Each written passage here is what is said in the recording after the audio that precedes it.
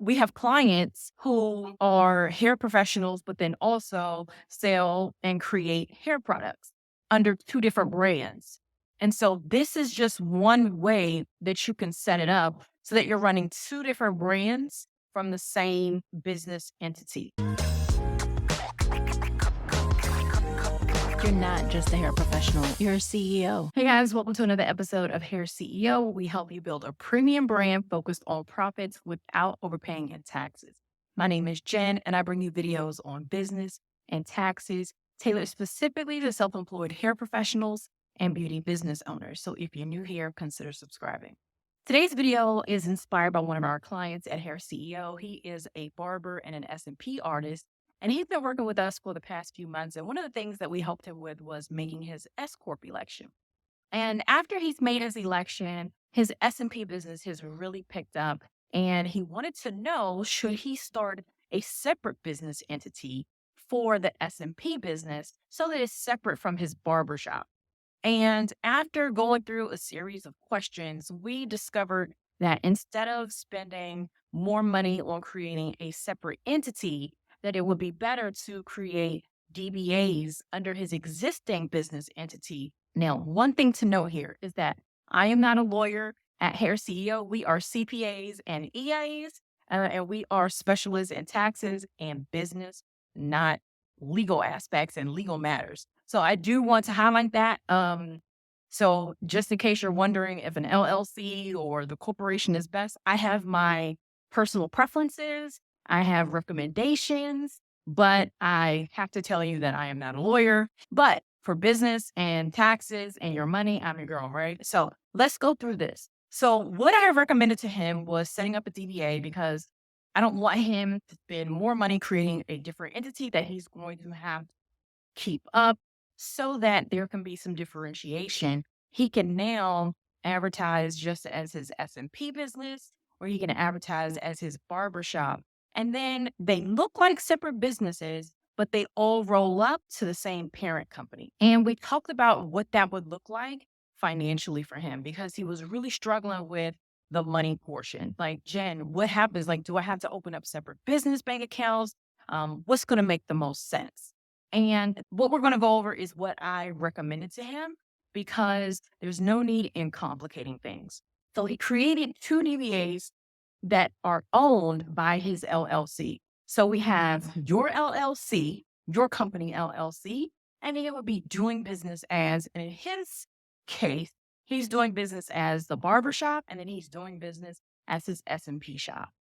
Now, the next question that he had was, okay, I have these DBAs, but then how do I deal with the money that's coming in from these two businesses? He wanted a way where he can easily track it so that he can know where the money is coming from. At Hair CEO, we recommend that the bank statements and the bank accounts and your financial statements can easily show where your money is coming from. So this is what we recommended.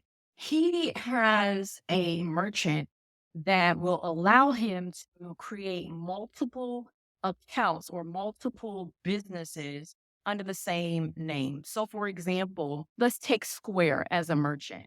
You can have one Square business account and log in, but then you could have two separate businesses under that account. And so when you're swiping a card, you would just select which business is about to do the swipe. So it's an extra step where you would have to make sure that it's on the correct account to make sure that the money is going where it needs to go.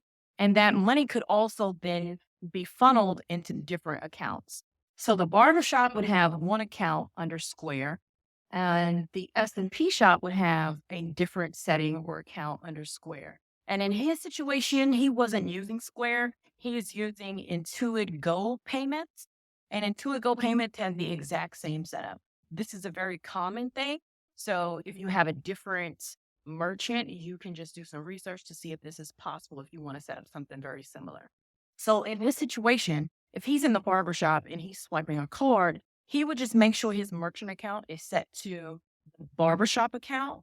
And that money, I told him we want to funnel in his business bank account into a checking account just for the barbershop.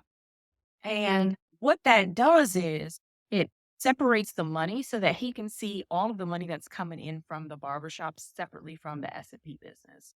When he's doing S&P, what'll happen is he'll just flip the account in his merchant service to say S&P, and then that money will flow into a separate bank account.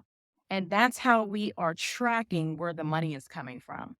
And on his financial statement, what's going to happen is on his profit and loss statement, it's going to show where that money came from for whatever time period that we want to see. So it will show money that's coming in from the barbershop and S&P at any given time. Now, because we've set him up as an S corporation, he is now taking a salary, a reasonable salary for where he lives and for what he does for business. And now we want to transfer the money from those two accounts into another account, which will be an owner's pay account. Now, at Hair CEO, we recommend and we encourage businesses to have multiple business bank accounts for different purposes. And so we always recommend at least five: a revenue account, an owner's pay account, operating expense account, a tax account, and a savings account. And in his situation, we would actually have six accounts because now we have two revenue accounts. We have a barbershop revenue account and an S&P revenue account. And then the third one would be the owner's pay account. So in his situation, however often he wants to transfer money, it could be weekly, it could be daily, however you want to set it up, he would transfer money into his owner's pay account. And then when he runs payroll, that is the account that the salary is being taken out of. And so that is what would go into his personal bank account. And then all of the money is still funneled through the business as a whole, the LLC, but now you can see how the business is separated. So this is what we recommended to him. He loves it, and it's going to make reporting really easy for him when it comes to looking at how his business performed monthly. And then at the end of the year, when it's time for him to file taxes, what's going to be really important to understand is that because he's set up this way, he is not filing multiple business schedules or business returns. So all of this is funneling up to one business return. And because he is taxed as an S corporation, it's going to be one business tax return, and then he'll have his personal tax return, but he won't have two business tax returns. So this is really simplifying things for him, and it serves the purpose that he needs, which is to separate the money. So if you have a hair business, maybe you're not a barber and an S&P artist, but I see this all the time with my clients. So with hairstylists, some hairstylists sell bundles of hair and then they offer hair services, but they do it under two different brands because maybe they want the hair brand separate. Or I see it with products. We have clients who are hair professionals, but then also sell and create hair products under two different brands. And so this is just one way that you can set it up so that you're running two different brands from the same business entity. This could also be for hair professionals who are running clothing stores. I know a lot of our clients will have their hair services and then they will have their merch, their clothing line. I'm not wearing one today, but I typically wear merch from our clients. Actually, this is okay, side note. This is actually high school. My locker mate in high school has a business, and this is his t-shirt. Listen, if you have a t-shirt line, a clothing line, that's what I like to rock. I remember, I know, and I'm getting way off subject here, but I was talking to a hairstylist out of New York, and she was like, "Oh, Jen, we gotta get you some Gucci, some Fendi," and I was like, "No, thank you. I don't want to wear all of these expensive brands. Nah, I'd rather help out small business owners. So if you have a clothing line or something, just drop the link in the comments and I would love to support. But back to the topic of money and the business. This is what I would recommend if you are running two separate brands out of the same company, and you're just wondering how you should structure that business, whether it's multiple LLCs, multiple corporations, or what have you. And then you may be asking yourself, okay, Jen, well, this is one way of doing it, but when would you recommend people have two separate business entities? Because I do believe that there are use cases for you not doing the DBA, but you actually having separate entities. And one of the scenarios that I think makes sense for doing separate business entities would be if you are building the business and maybe one day have the goal of selling a portion of the business. So, for example, we have a client at Hair CEO right now. She has a full service hair salon, but she also has a product line. And she knows that at some point she's going to want to franchise her hair salon, but she doesn't want those franchise owners to have any control over the hair products that she's creating.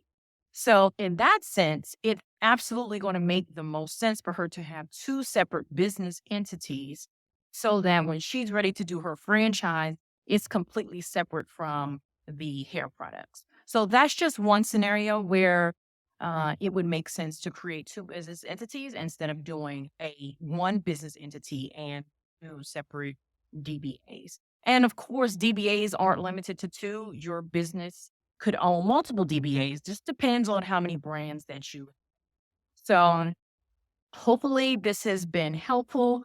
If you have enjoyed this video and want to see more videos just like this, where I break down business and taxes tailored to hair professionals and beauty business owners, make sure you like and subscribe, and I'll see you next time.